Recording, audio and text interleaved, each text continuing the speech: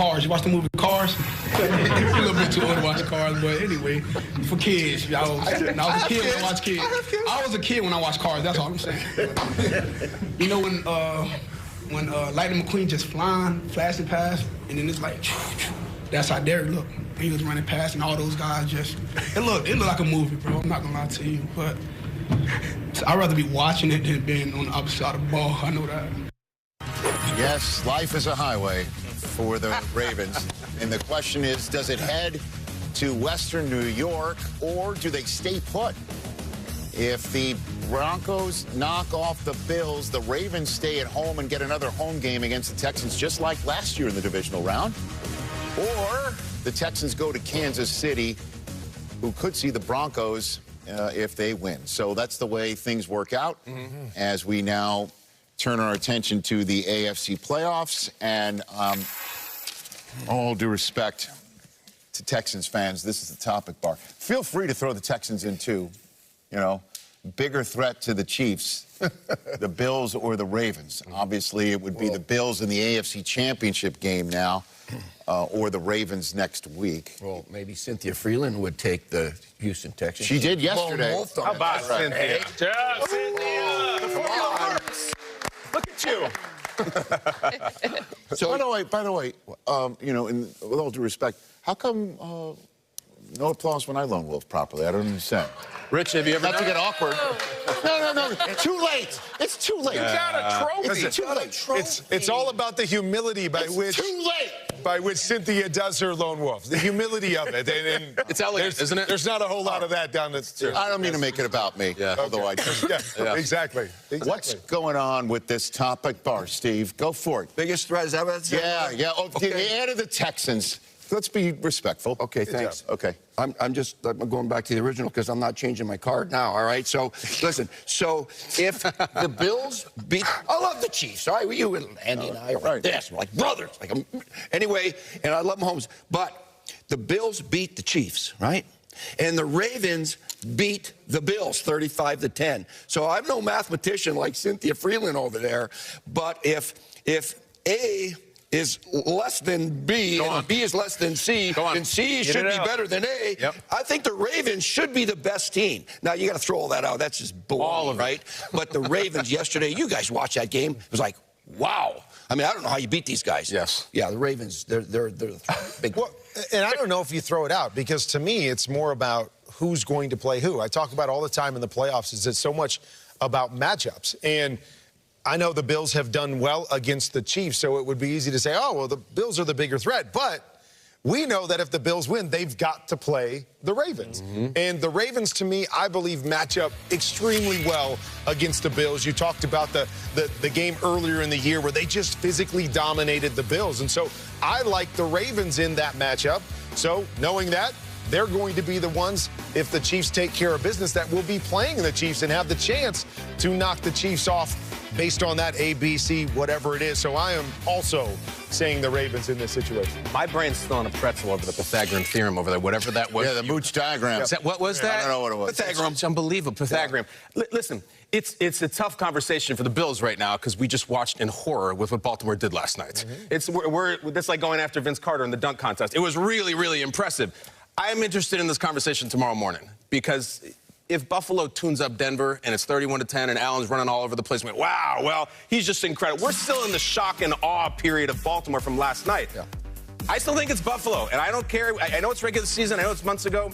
The head-to-head games do count. And Buffalo did beat Kansas City, and they beat them triumphantly. They beat the Lions, too. Like, look, just because they played the Patriots twice around the Jets in the last 3 weeks and sat Alan, it's been a month since we last saw the Bills in sort of full-strength shock and awe mode. But they're going to have to beat the team you saw yesterday. That's the thing, is it's not just a one-off, like, okay, if we put the Chiefs again.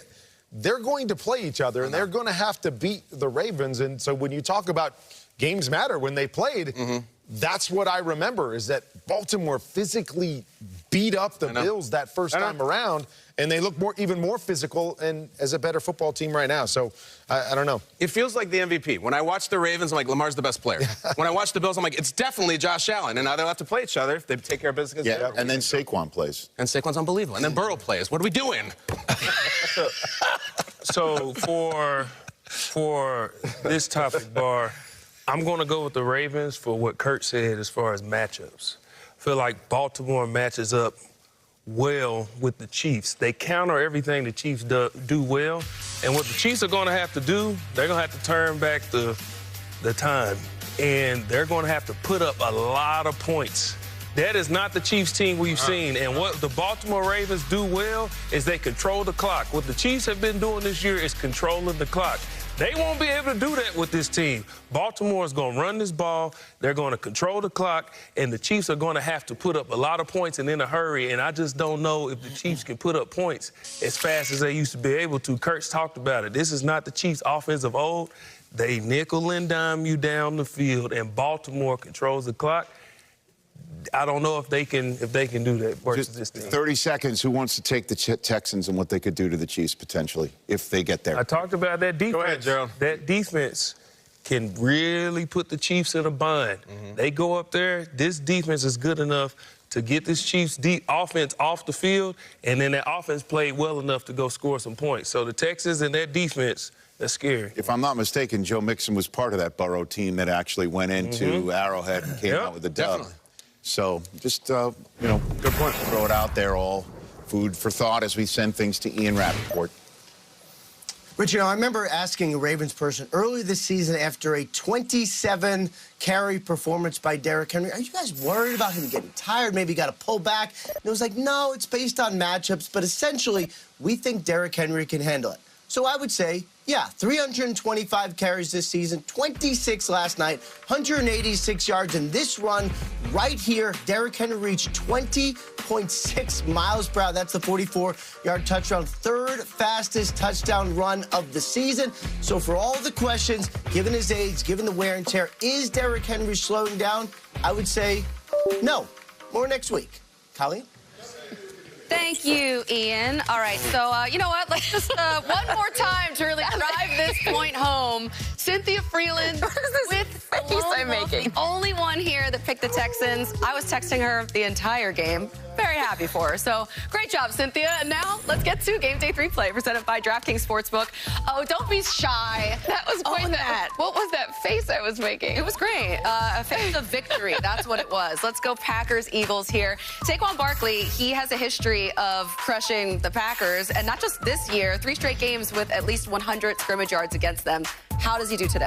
Well, I don't necessarily have him getting to 100 scrimmage yards, although, remember, I am a conservative modeler, so 98 is still pretty high. He's my running back #1 for the week. He was higher than Derrick Henry. We talked about it yesterday. Touchdown and 3 for 17 through the air. My favorite stat about him just in general is all about yak, as in yards after contact in this case, and this guy leads the league in it, so I expect a lot of that today. And he'll have super fresh legs as well. How about Josh Jacobs, the tone setter for this Packers offense, which we haven't seen run the ball like this in years? Yeah, it's a really big deal because it is part of the reason why Jordan Love has been able to stay so good against pressure in the back half of the season. 78 rushing yards, a touchdown, and 2 for 17 is the projection.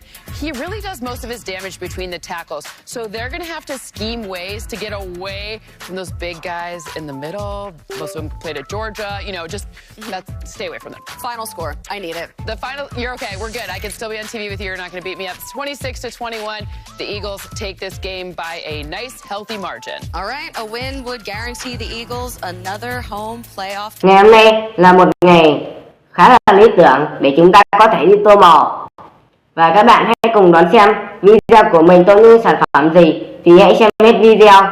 Và bây giờ mình sẽ tô màu các bạn nhé. Mà các bạn đừng quên hãy cho mình một lượt like